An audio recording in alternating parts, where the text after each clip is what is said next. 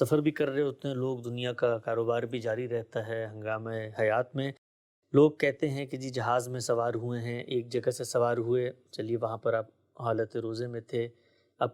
آج کل 17 18 گھنٹے کا سفر ہے، تو کیا تعین کا ذریعہ بنے گا؟ کس وقت افطار کرنا ہے؟ جب لینڈ ہوگا جہاز تب دیکھنا ہے کیا حالات ہیں؟ جہاز کے اندر ہی کر لینا ہے؟ اوقات کی رعایت سے کرنا ہے؟ کیا کریں گے؟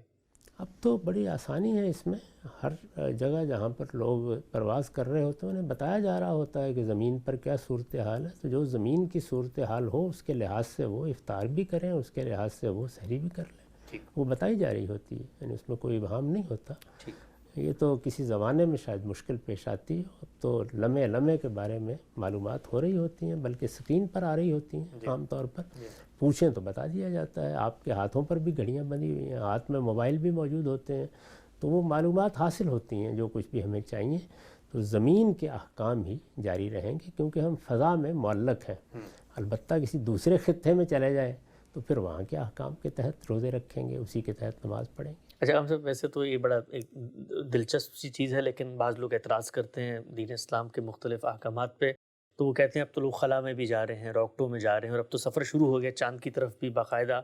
تو یہ احکامات تو زمین کے تھے، تو وہاں پر جا کے وہ روزہ کیسے رکھیں گے؟ نہیں، تمام احکام اپنی حقیقت کے لحاظ سے ہوتے ہیں، اس کو ہمارے علماء نے بڑی اچھی طرح واضح کر دیا ہے کہ الاحکام بالعلل، حقیقت کو سامنے رکھ کر ان کی صورت متعین کی جاتی ہے، تو اگر کوئی دوسری صورت پیش آئے گی جس میں حقیقت تبدیل ہو جائے گی تو اس کے لحاظ سے صورت بھی بنا دی جائے گی۔ علماء پر اجتہاد کریں گے اس موقع پہ؟ ہر وقت کرتے ہیں، اس وقت بھی کر رہے ہیں، یعنی یہ ہمیشہ کیا جائے گا، قیامت تک اسی بنیاد پر احکام متعلق ہو رہے ہیں۔ لوگ بدل جاتے ہیں، حالات بدل جاتے ہیں، صورت بدل جاتی ہے، تو اس میں حقیقت کو سامنے رکھ کر بتا دیا جاتا ہے۔ روز نماز کے معاملات میں لوگوں کو یہ مشکل پیش آ جاتی ہے، بیمار ہو جاتے ہیں، تکلیف ہو جاتی ہے۔ اب نماز ایک خاص جگہ سے شروع ہونی ہے، اس کے اعمال ہیں، اس کے اذکار ہیں،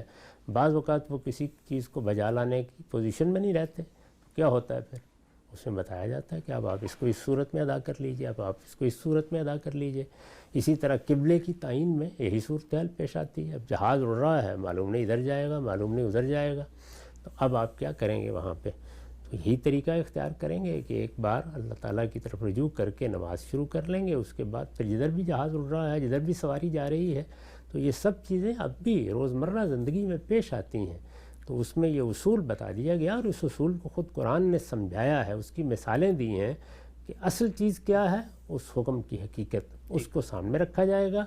صورت کی ہر حال میں پابندی کی جائے گی، لیکن جب وہ متعذر ہو جائے گی تو پھر صورت بھی تبدیل ہو جائے گی۔